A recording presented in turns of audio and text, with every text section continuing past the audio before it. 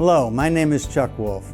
Over the years, I've worked in many different roles, including leading my own leadership consulting company since 1994.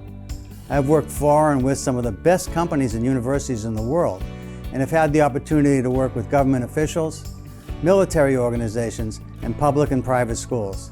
I'm a leading expert and pioneer in emotional intelligence. Since 2009, I have been a volunteer hosting a radio show I created called The Emotion Roadmap: Take the Wheel and Control How You Feel. I really enjoy making a difference in people's lives. The show is on award-winning community radio station WPKN in Bridgeport, Connecticut. In recent years, Simsbury Community Television has been sharing my shows on their station and on YouTube. My sincere hope is that everyone who watches regularly will learn how to use the Emotion Roadmap in their own lives by listening to people who call in to get help with challenges at work, home, and in communities. To learn more, go to www.emotionroadmap.com. If you have a comment or question, email me at cjwolfe@cjwolfe.com. Thank you and enjoy the show.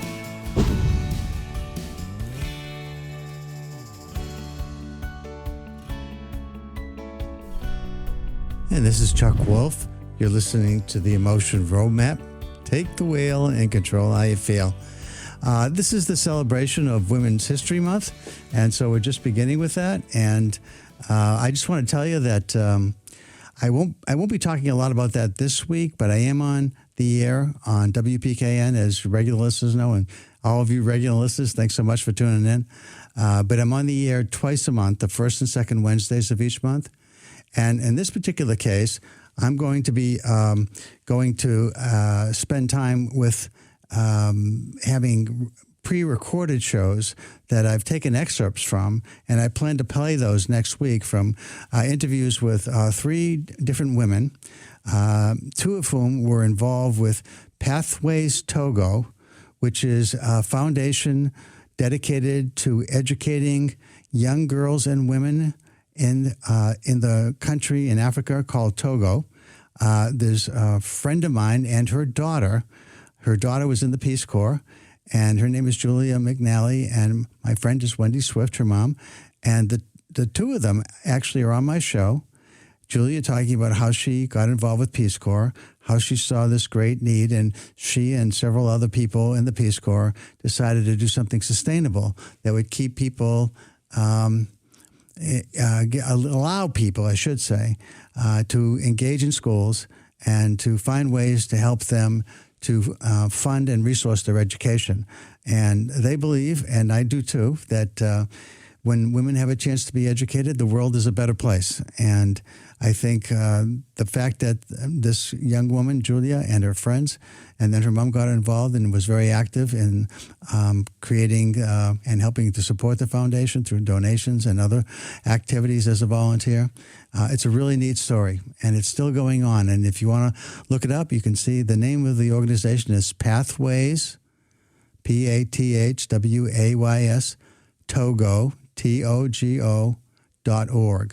And if you put that into your browser or your smartphone, wherever you are, you should see information about the organization. It's doing some wonderful things. One of the stories they tell is about how a young girl, when this first started, had a dream of becoming a medical doctor, which was in this particular village, when you understand what they faced when they first got there, it's pretty remarkable, and she was successful. And a lot of really neat stories coming from that organization. And then the second person a third person actually, but the second interview that I want to feature is with Helen Reese. And Helen is an associate professor at Harvard Medical School. She's a doctor of psychiatry. She practices at Mass General Hospital. She has her own company called Empathetics, and I like to think of her as the world's greatest expert on empathy. She has done some transformational work in the field of healthcare on empathy. And again, I will be featuring an excerpt from an earlier interview I did with Helen about some of the amazing work that she did. And in the case of Helen, if you can stay and listen to the whole show, she comes up in the second half of the show. She will give you some tips on empathy. I think that they're really instructive and very helpful tips for everybody to learn. And so, as you know, in our show, The Emotion Roadmap, we like to make it practical and teach people things that hopefully are very helpful in making all of your lives more positive in some meaningful way. So if you're new to the show is about people calling in. And I would open the phone lines right away. If you're a regular caller, you know the routine. So I'll just put the number out there for you. 203-336-9756. 203-336-9756. And you can call about anything. I mean, people call about relationships usually, but it's often sometimes an internal struggle that somebody's having about a decision they need to make. Emotionally challenging situations are always present, just at times to a lesser degree than the ones that are very obvious to us when you're in crisis mode. Lots of things are challenging emotionally. Anytime that you have a disappointment, a betrayal, a loss, a death, a change you didn't ask for somehow in your life, either at home or at work. A lot of things create very powerful emotions. But our regular day-to-day is filled with emotional challenges too. They're just on a smaller scale. I like to think of emotions in the same way that I think about breathing, in the sense that, you're always breathing even when you're not thinking about it. And so I'd like to just use that as a metaphor for you're always feeling something, even though you're not often thinking about what you're feeling. In fact, one of the things I did in the last few years was I got selected. I was fortunate to be found as someone, as an expert in the area of emotional intelligence and an expert in coaching. And so the International Coaching Federation, which is the world's largest organization for certifying coaches, they actually had a group from the Duquesne University in Pittsburgh, Pennsylvania, a group of professors who wanted to write sort of almost like a physician's desk reference, but it's a professional book on coaching. And they wanted to write different chapters with different individuals who are expert in certain areas that they deemed really critical for being a really great coach. And one of those areas was this idea of emotions. What's the role of emotions in coaching? And I'm known as one of the experts in the area. Just as in terms of what does it mean to be an expert in coaching and emotions, just think about this for a minute. In a lot of organizations, a coach is called into the organization to help somebody deal with situations that somebody in their organization is concerned about. So it's kind of like, we have somebody really talented here. We want to invest thousands of dollars in helping them to stay here. But given the current trajectory of their career and the interrelationships they have with key individuals, it's going to be a struggle to get them to stay, because they've said or done some things that are really problematic, inadvertently perhaps, and they're really smart, they're really talented, technically especially, but I'm struggling with whether or not we can keep them. Can you help? So as a coach, if you come into a situation like that, one of the first things you got to ask yourself is, so imagine this person knows something about the fact that I'm being called in to help them. I don't know when I come in if they've been told that they're in dire straits, that they potentially are going to be let go.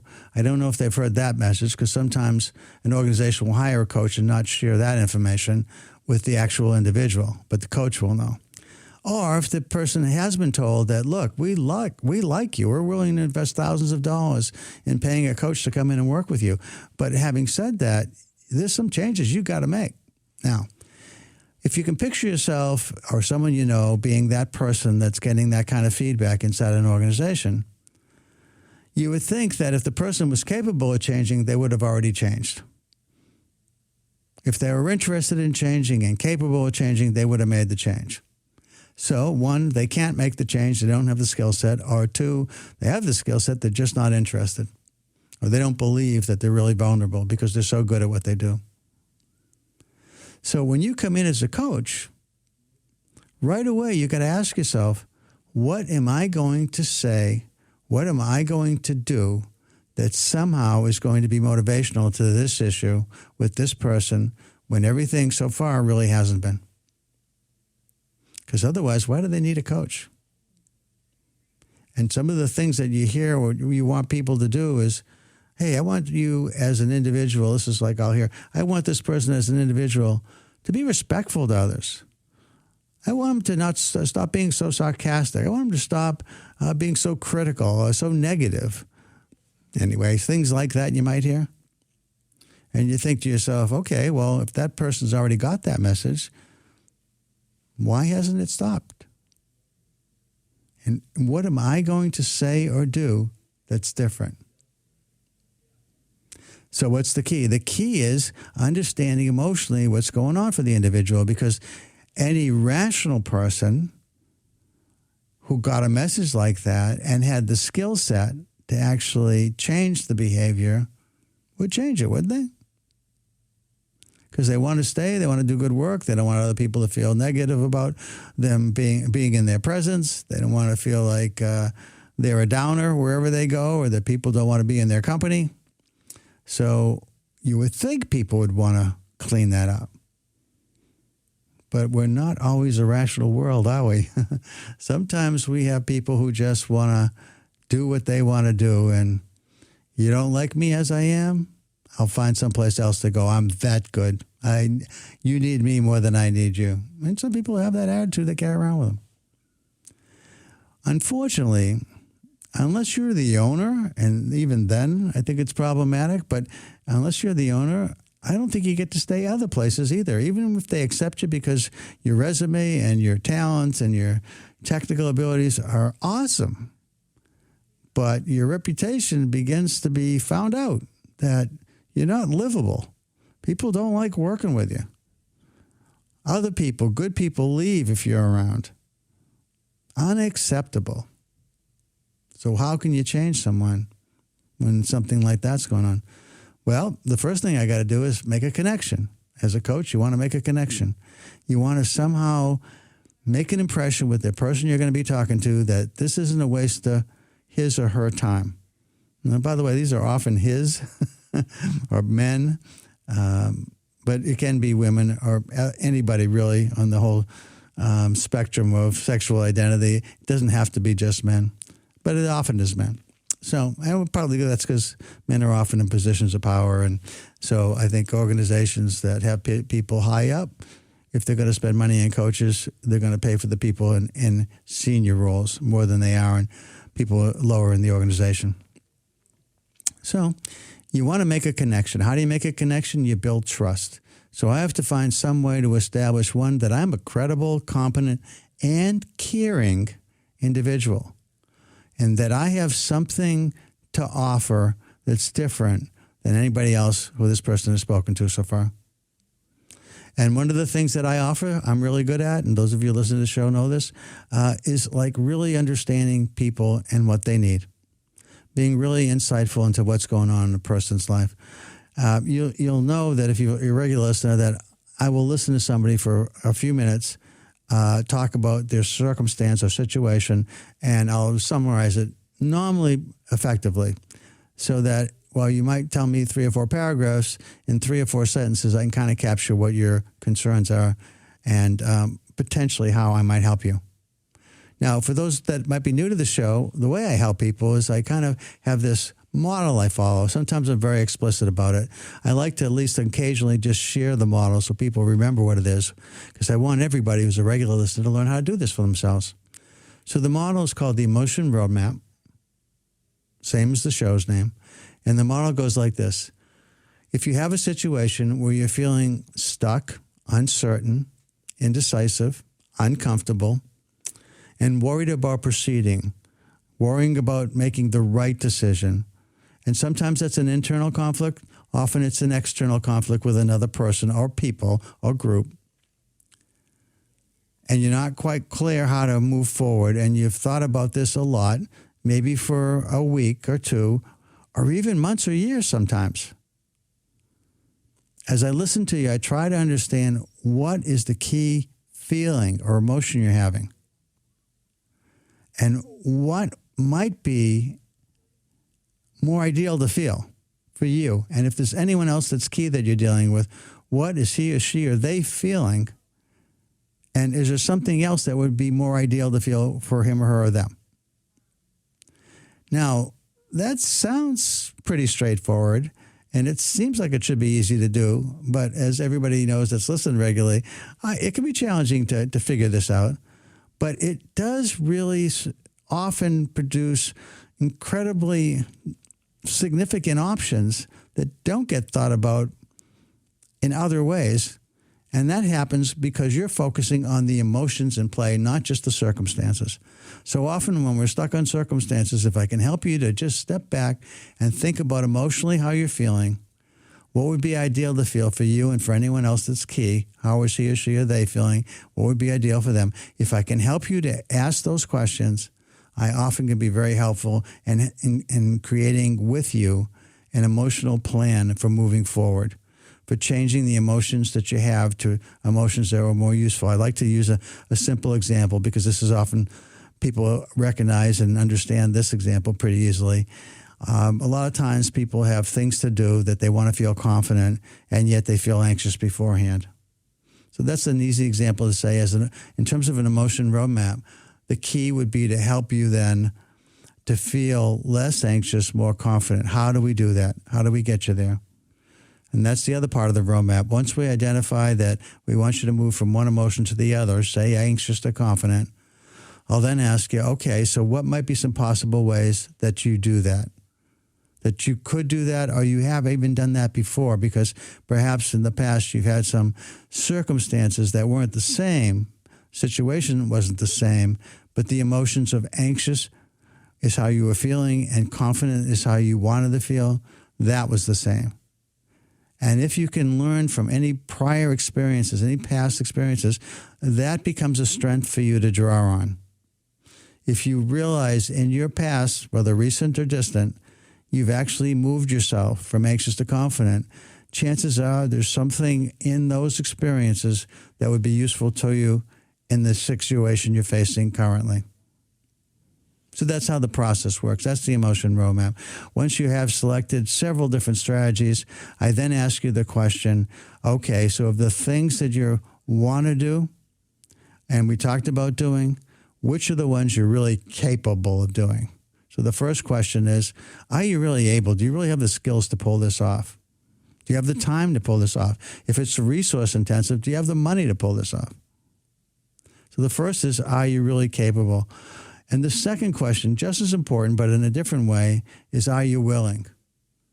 Because curiously enough, even when somebody wants something really badly, the alternative strategy that would work, clearly would work, is not something they're willing to do. And later I might tell you a quick story about that and how that all works, how that plays out. But in any case, that's the emotion roadmap. So let me just ask again, if there's somebody who's listening and wants to call because you've got something in your life that you're concerned about, something that you're dealing with, a challenging situation, you're not certain how to proceed. Once you decide you want to make the call, there are several things that happen.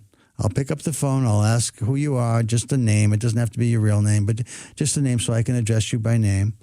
And then I'm going to say, tell me about your situation, and I'm going to walk you through that roadmap. Okay, how are you feeling? How would you like to feel? Who else is involved? Same questions for them about feelings. If there's feelings that are different than their current feelings, how do we get from what you are feeling to what would be ideal? And then what strategies seem like they're really doable and you're very willing to do? And we're done, and everybody learns. You get something useful, and everybody else that's listening gets something of benefit because they're learning how the process works. And hopefully they're doing it themselves for their own children or for others in their family lives that matter. Okay, so that's sort of how it works. So let me give you the number again, if you don't mind. The number is 203-336-9756. 203-336-9756. It's possible somebody's calling my cell, but I can't really use the cell here, so you got to call the station number. Again, 203-336-9756. Okay. So while I'm waiting for you to call, I will talk about a couple things that I always like to come in with a couple of topics. And something that was on my mind today was a mentor of mine who passed away, about 10 years ago now. And his name was Tony Athos.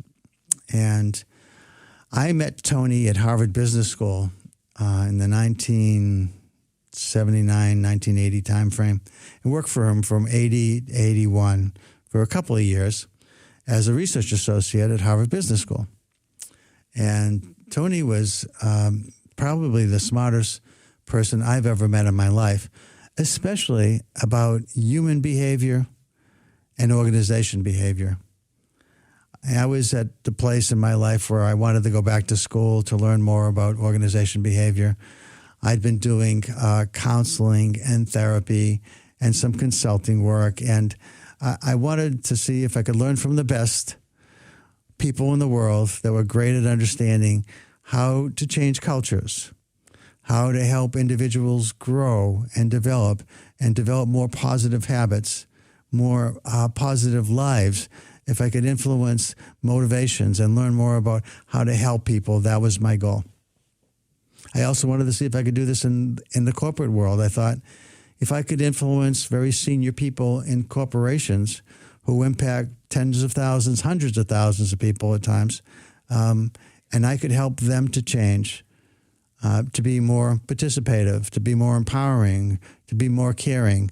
If I could somehow help to demonstrate to people in high leadership roles that when you care, when you show support, when you are nurturing, at the same time, you're holding people accountable, you're setting strategic, meaningful goals, and measuring people with metrics that matter, and being transparent about what everybody's saying, you can accomplish great things.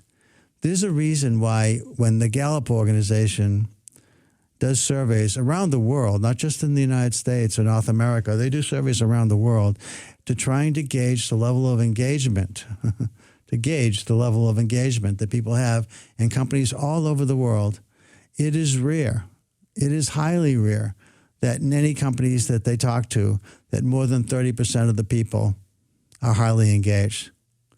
Now, 30% is high in their surveys. Usually it's lower than that. Most companies are lower than 30%. Well, that's about leadership, I think. And leadership has a lot of emotional issues attached to it.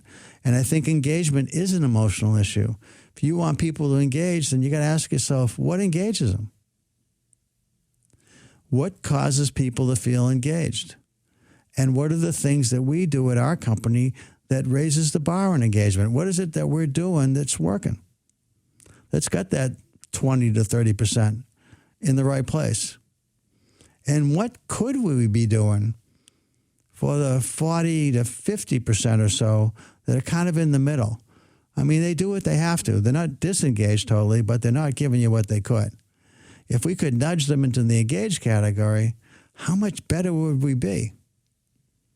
And if we have people that are down in the typically 20% or less, or somewhere between 15 and 20% that are highly disengaged, some actively trying to sabotage your organization because they're so disengaged and so unhappy with you or with your organization. Can we do something with them? Can we get them at least into neutral? Or can we identify them and move them to another position, perhaps, if we think they're salvageable and we want to keep them? Or can we move them out? So those are things to think about, that when you think about an organization and you think about engagement, you think about, at least I do, as an emotional issue, and you ask yourself, what are we doing to create that? And what aren't we doing? In fact, what are some things that are actually causing a resentment or disengagement in our organization? And how do you look at that? So one of the people I'm working with these days, I'm very excited about this, is we're looking at this fellow, Tony Athos, my mentor way back when, wrote a book called The Art of Japanese Management. And in that book, he and several other authors worked to develop a model of change.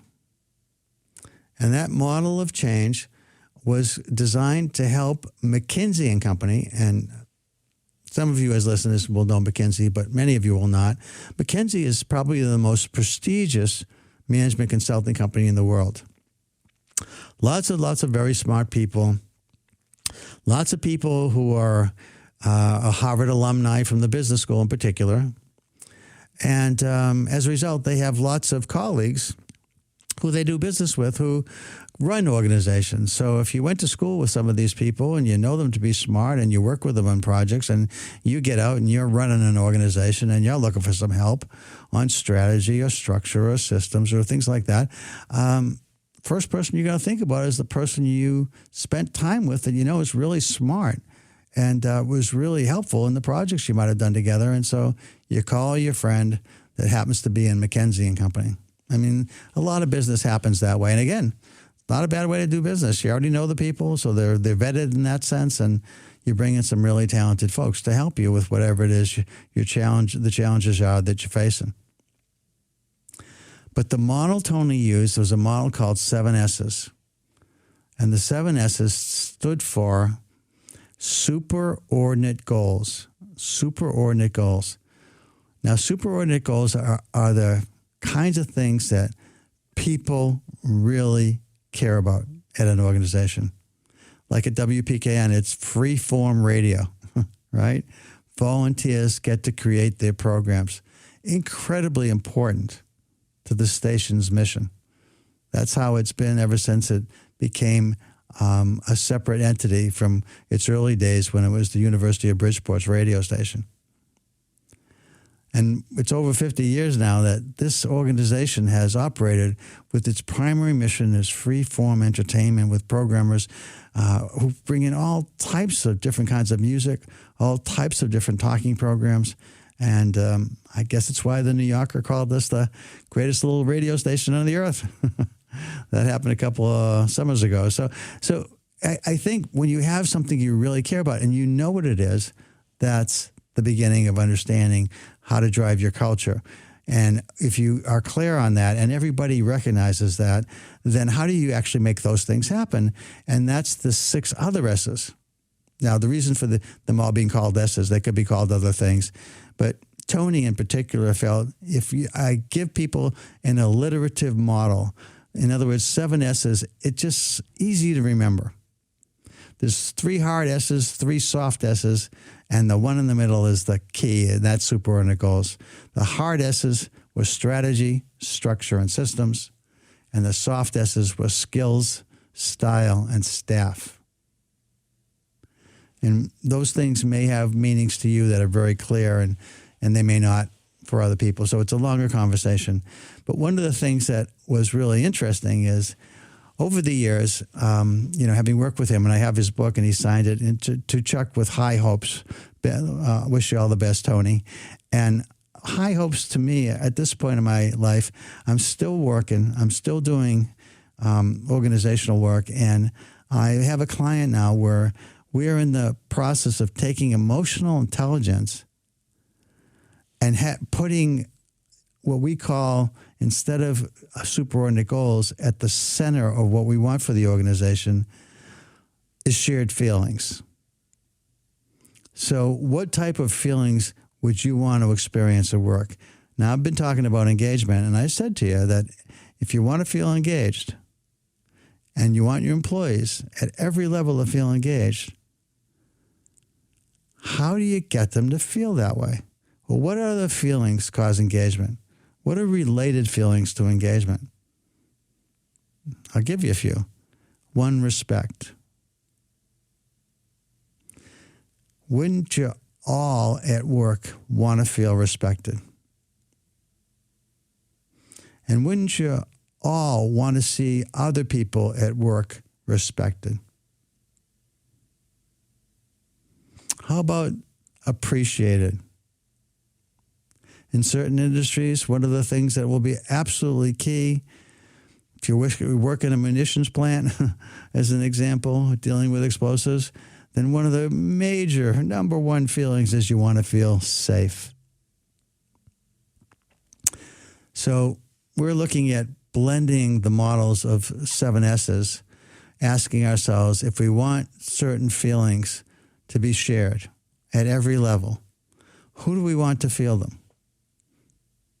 Well, we want our employees to feel them first.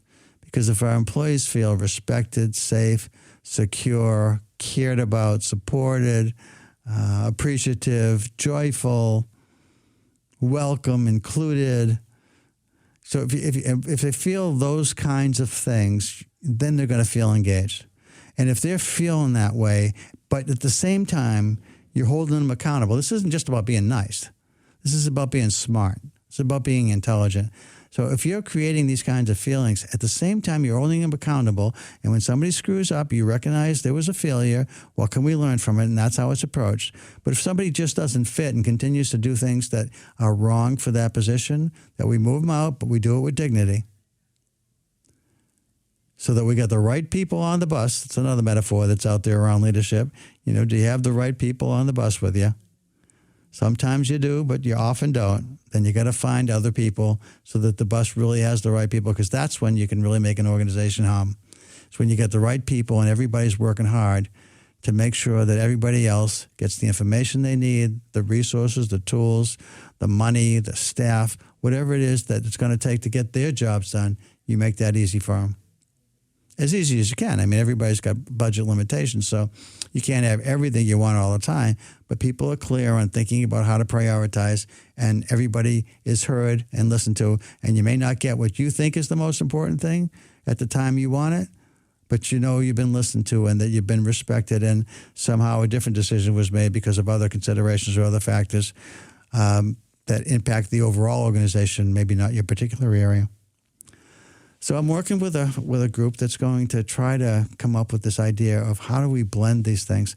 How do I blend emotional intelligence, which I've been privileged to learn about, become an expert at, share information here, at the same time with organizational models that transform organizations, like the 7S model. So that's exciting work for me. So again, let me tell you, you're listening to Chuck Wolfe, The Emotion Roadmap. Take the wheel and control how you feel. And I would like to see if I got anybody calling. Last time I had a couple of calls. One, I had Norman. I know you're a regular listener. Thank you for the call last time about, the suggested sort of emotional advice that we came up with for you for, getting some additional space for your artwork.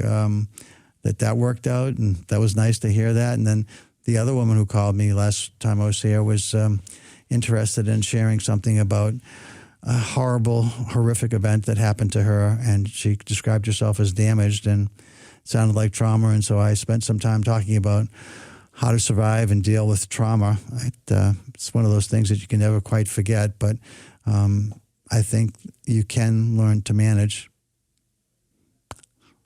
past situations that plague you. I think you can learn how to at least make the narrative in your own head when those situations are recalled. Somehow something triggers a recollection and a memory of a horrific moment in your life. The narrative that you say to yourself can change and make things better, not great, but better. That was what I was sharing before. So in any case, if you've got any situation at home, at work, with your family, with your boss, with your employees, team members, anything that you think you might benefit from a little conversation about, I'd love to have a call or two before we close today. The number is 203-336-9756. 203-336-9756.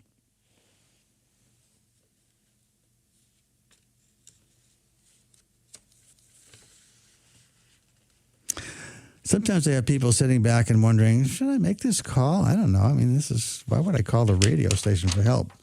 Well, I guess if you're a regular listener, you know that I've been able to be helpful to lots of people. So that's part of it. But it is hard sometimes to make the call. But I've got some time now. And if you think that there's anything I might be able to say or do that would be helpful to you, I won't be back for about a month because the next week's show is a pre-recorded show. And again, it's going to be celebrating women's history, as I mentioned in the beginning of my conversation here. But at any point, I'd like you to think about making the call and not wait until the end when I don't have time to help you. So if you got something that you're sort of concerned about, doesn't have to be a major hurdle that you're facing, but something that you're not quite clear how to go forward with, and you want some help looking at this emotion roadmap as a tool, a device to help you make some decisions about moving forward, the number to call is 203-336-9756. 203-336-9756. Well, I'm waiting for you to call. I will share a couple of stories from something recently I was reading. I was going through some old papers in my home and found something. The title was In Search of Slack. Slack, S-L-A-C-K. And it was by my mentor, Tony Athos. He didn't write it, but it was a speech he gave that somebody else recorded some of the things that he had said. So I'll share a couple of tidbits from this because I thought that was so interesting. One of the things that Tony, who had been known as one of the world's great college professors, actually was a Time magazine publication that he was on the cover of as one of the world's greatest teachers some time back. So one of the things that he was really known for was his ability to work with CEOs and to not just with CEOs, but really anyone really, and to say and know things that other people thought, I never thought anybody else thought about that before. I didn't know anybody else had that thought or that they knew what to do with it. I'm so glad he said that. And I know that sounds strange, but I don't know if you can picture yourself being in a room like I was with him one time. He invited me to a speech he was giving to a Harvard alumni, and the people in the room were ages 24, I think. Was about the youngest, maybe 23. You know, when people graduate the Harvard Business School, they're usually around, maybe 22 would be the youngest, but somewhere around 23, 24. And there were people in the room over 100, actually over 100. I got a first call, so. Hi, this is Chuck. You're on the air. Who am I talking to, please? Hi, Chuck. This is Jennifer. Hi, Jennifer. We actually know each other from my previous work life in Simsbury at the library. Oh, hi. How are you? I'm great. It was lovely to hear you on the radio, and I actually do have a situation I wanted to get your take on and how to bring some emotional intelligence to it. Okay, great. I currently find myself involved in a project, a family reunion on my husband's side with two of his cousins that are very enthusiastic about the family reunion. And I sort of was brought in to help work on it because I had some skills in doing spreadsheets and working with hotels and things like that. I'm now finding that I'm less enthusiastic in the process, and I'm trying to find a good way to back out a bit while respecting that they're really enthusiastic about it and the fact that I'm not. Okay, so a couple of key things, Jen. One is that the feeling that you're having now is that you're kind of a reluctant player. You're feeling concerned about the way it's going, and you're wondering about pulling back. Is that right? Exactly. Okay. If now knowing you and knowing that you have very good organizational skills, because I've been privy to that at different times. Thank you. Yep. So the question is, so you have the skill set, so something else is happening, right? Yeah. There's some other dynamic that's making it hard and uncomfortable. A lot of conversations, a lot of texting, a lot of communication ongoing that you're right, that I think is a lot of speculation about how things are going to go, and that are sort of, in my mind, until we have all the information, it's kind of a waste of time to speculate. So one of the things that would be helpful to you, I think, is, first of all, in case you end up doing this and you can't really pull away, maybe you do a little less, but you end up still being involved because you do have the skill set, that you feel more confident and more enjoyment in doing it. That would be one goal. If potentially you thought you might want to stay with it, would be that if I'm going to stay with it, I have to enjoy this more, and I have to feel confident it's going to get done without a lot of relationship hassles or something along those lines. Absolutely. That sound right? Yeah, that would be great. Okay, so and then the people, and now the key person in this is your husband, I guess, but there may be other key people in his family that he cares a lot about that are players in this that are making it uncomfortable. Would you say there's other key players that you can see, like one or two or more? Well, I think that the issue is I'm doing it because we represent, so I'm sort of the one with the skills that can help represent his side of his branch of the family. So, okay. When you say his branch, is this for your husband or is this your family too? It's his side. There are 17 descendants, and so he's descendant from one of the 17 original siblings. Yeah, so it's a huge organizational mix, and lots of people are going to have their opinions and thoughts. And it's funny, when I teach about emotional intelligence, Jen, sometimes I'll ask people, okay, so what is the most ideal feeling you can have when you're planning a wedding? And a lot of people will say joy, love, happiness. And I'll say, those are all really nice, but the key one is a feeling of calm. Because there's all kinds of who sits at what table, how many people can we have, who's paying for what. I mean, there's a million questions that are so emotionally charged, depending on the size of the wedding, of course, and what you're doing. So I think you're probably in a sort of a mix where there's all kinds of chefs in the room, in some ways, even though you're the one charged with getting this stuff done. Does that sound right? Yes, but I think that there's going to be more chefs because I think there's going to be delegation along planning activities and things like that. So that's where I'm seeing it potentially be a minefield for me where I'm just going to get annoyed and that will sort of rain on their parade. So this, I think, might be helpful for you to consider because the next thing I'm going to ask you is, so have you ever felt yourself, and I'm guessing you have, that you've been in kind of a messy situation where you had to get organized in order to create an event of some kind. And while it was not a family event, which is charged with more kinds of, tension in some ways, different kinds of tension, but it was an organizational, maybe more business or professional kind of thing where it was kind of a mess and you figured it out? Yes.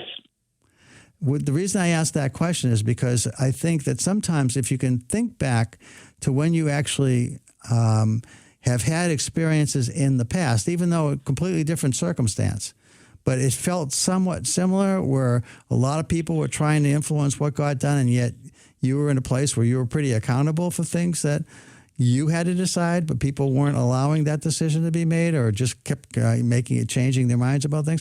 If there's anything that you can think of that you could draw on from a previous experience, that's the way I think about this roadmap that might help you to get to where you want to go with the family. Anything that at all might be useful?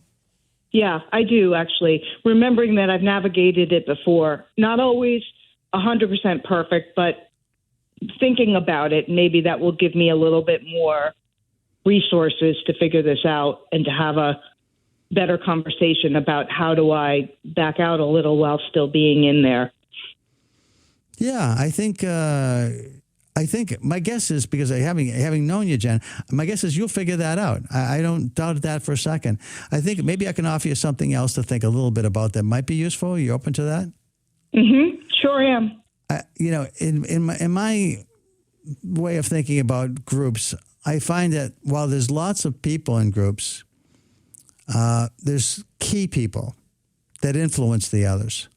And I try to isolate in my mind, if I'm going to impact this number of people, and there's lots of them, and a lot of people are saying different things, but can I put them in buckets in some ways and say, who influences this group? And if I can figure out who the key influences are in this particular dynamic where you've got your husband's family, I think about how do I talk with them to quiet everybody else and help me to manage this thing so that I'm thinking in terms of how I want those people to feel, how I want them to feel like they're part of the planning, and they understand that a lot of these questions and a lot of these changes, once we put a stake in the ground, we got to start moving forward from where we drew that line. we keep going backwards, we're never going to be done in time. So if you get them on your side by bringing them in to be part of the planners, and they're the key influences, I think that might help you with the situation. Yeah, I can see that. And I think that that's sort of, maybe that's a really constructive, that is sort of the role I take instead of doing it, to sort of figure out what the framework is. Yeah, because if you got key leaders in the family and you can sort of have an outline for a plan, but you sort of say, this is the goal, and I'm not, it's not so important about how you get there, but this is what you got to get done. Are you good with that? And tell me if you need my help with it, but are you okay taking that over? And then people inside the organizational, in this sense, a family organization, if they got questions about that piece, they go to that person. Yeah, that's good. Thank you, Chuck. It's my pleasure. And thanks for calling in. It's nice to talk with you. Yeah, I really appreciate the show. It's always fun when I catch it, and I'll hope to connect again sometime. Okay, thanks, Jen. Nice talking to you. All right. Take care. Bye-bye. Okay, that's how it works, folks. So you kind of walk through who and what are people feeling that are key, and what would you like them to feel, and how do you get there? Okay, I've got time for one more call today, if you'd like to call in. The number is 203-336-9756.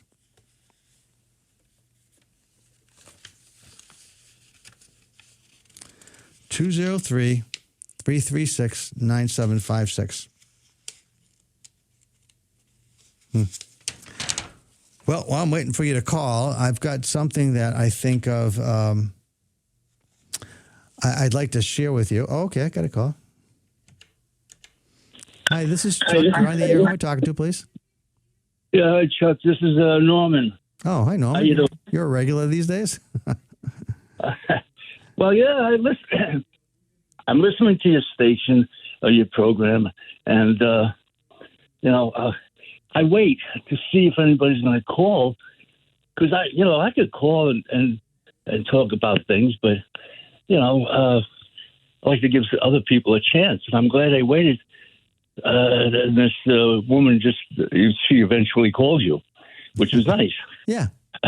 Well, I don't mind. Usually I come in and I've got things I hope are meaningful for people to hear. So it's not a problem. But I do appreciate you calling in. That's okay. Yeah, but I think I don't know why more people don't call in, because I find it very helpful. And it's free, That's right. A nice thing. The idea is that I like the idea of helping people. I was really appreciative when you called up last week, and you shared with us about something working out the way you would hope. To me, it's one of those things that I hope, even if you don't call, because a lot of people are uncomfortable picking up the phone and saying in the radio, "Hey, I got a problem." Not a lot of people want to broadcast that, so I get it. But at the same time, I think when people do call, everybody can kind of think about the same situation in their own lives, or at least something similar, and hopefully benefit from learning that way. Well, I'd like to say, share something with what you were. Well, it goes along with a lot of stuff that you talk about, and the fact that people are reluctant to call in. For whatever reason. I'd like to relate that to where I live. Again, I live in this affordable housing, and the people here are reluctant to help themselves. They'd rather sort of complain. For instance, we had a resident here. He's no longer here. They had to ask him to leave because he was doing improper, whatever, against the rules and regulations of the building and whatnot. But when it was happening at that time, before he was asked to leave, people said, well, call the police. This is inappropriate behavior for this person. Well, anyway, they're so reluctant to call the police. Now, it just irks me that, I don't know, I try to tell these people to call the police, and even the police say they should be notified when things like this happen. Well, anyway, I had to take. I took the step of calling the police myself and letting them know what was going on. So anyway, that started the ball rolling and whatever. But I don't. What it irks me, why don't people do something for themselves when in a situation like this? This bugs me. Why? I don't know why. Well, I think the goal of the show is to see if I can get people to feel comfortable and trusting enough to want to call in and get some help. And I think sometimes, over the years, I think one of the things I think that would help with a show like this is if it was on more frequently, it was just a more regular thing. People heard it more often. Because I think what happens is even if I like a show and it's on during the week, my week is pretty irregular. So there's a lot of times that if I happen to be around, I can catch that show. But other times, I'm going to miss it. I'm just not going to be there. So I think part of it is that, who listens is often a changing audience. The people that call in that listen like you do and have lots of nice things to say about the show. They're comfortable often in making a call, and they have, and they're kind of waiting to see if anybody else is going to call in, and if there's something else they might learn. So I think it's it's worth thinking about, and I do a lot, but I think it's more about. It's certain days I'm more inviting. I think will draw people in more easily, and then other days I just want to talk because I think I got something meaningful to say. So, well, no. You talk about things that make a hell of a lot of sense that you can use constructively in whatever situation you're in, that or you might be in to move you along. This is what I've been trying to do this all my life, working on myself, right. seeing how I operate, I had someone I was coaching some years ago who talked about that. He actually made a presentation for me. It's actually on my website. But he basically just said, I hope that you understand how important. He was talking to a group of people that were at middle management levels in his organization that were taking a class with me. And he said, he was addressing them. He said, I hope you understand how important it is not only to work on your company, but to work on yourself. Yeah, and the goal of being better really starts with, what is it that you could do different and better yourself? What can you learn? How can you grow? And he said that's one of the things, and he was very complimentary of his work with me, how learning about emotional intelligence. It wasn't actually, he was actually very skilled in emotional intelligence, but he wasn't using it as artfully as he could. And that was what he and I chatted about was, look at how you could use these skills in these other places that would help grow the organization, help grow your ability to get your people the successful support they need from other parts of the organization, and probably at some point result in the promotion for you. And you got 2 promotions over the time we were working together, so things worked out pretty well for him. Well, I'm going to let you go, Norman, because I've got to close the show out. But thanks a lot for calling in. I really appreciate it. All right, thank you. Thanks you take care, bye. You too, bye-bye. Bye. Okay, so I want to point out again that I'm going to not be here next week, but I do have a show that's pre-recorded that is something where I'm celebrating Women's History Month. And by the way, to all the women in my life who have always been very supportive of me and very inspirational, thank you. Thank you for all your help. I actually want to just share a couple of other quotes about from my mentor, Tony Athos. This is something that was captured in this speech that he gave at 60 years old. He said, after 30 years of thinking about management, Athos thought the best manager he had come across was still his sister. And this is a quote. She raised 9 children. So on Thanksgivings, which were always at her house, she would have 8 whole families visiting. The kitchen was huge, but the dining room was small. She would put food on the table, and people would have to mill around, buffet style, filling their plates. It was an impossible situation, really. You couldn't get around the table. So I asked my sister once if there wasn't a better solution. She said to me, "You're interested in the meal. I'm interested in the family." It stopped me cold, he said. And the implication was that the milling around, the constant jostling around the table. We've done this at my house, and my wife is often the one who brings families together. And the chance to kind of stand together while you're getting the food, lots of laughter, lots of funny stories, moving into conversations with different people because you're not sitting at one spot at a big table. So I really got that. And I'd like to continue a little bit. This is about management. Sometimes ethos thinks that all the business concepts in organizational fashion should be set aside. Managers should consider a simple truth, that too many managers are poor fathers, not enough are good mothers. A poor father is demanding, cold, and often absent. A good mother is forgiving, encouraging, and always there for you. We need to be both good mothers and good fathers, he said. The good mother says, I hope you never injure yourself or others, but if you do, I will love you anyway. The good father says, I trust you to become the equal of all other persons. My father, Ato said, expecting to be superior to as many people as possible. He says he knows men who have not made a single friend since college. So I wanted to close with that note from Tony in the sense that we're celebrating women's history, and the more women leaders we have, I think the better the world's going to be. So thank you to all the women out there who do so much, often not recognized for all the efforts they make. Thank you, and I'll see you again in April. Tune in for next week's show. Thanks a lot. Bye-bye now.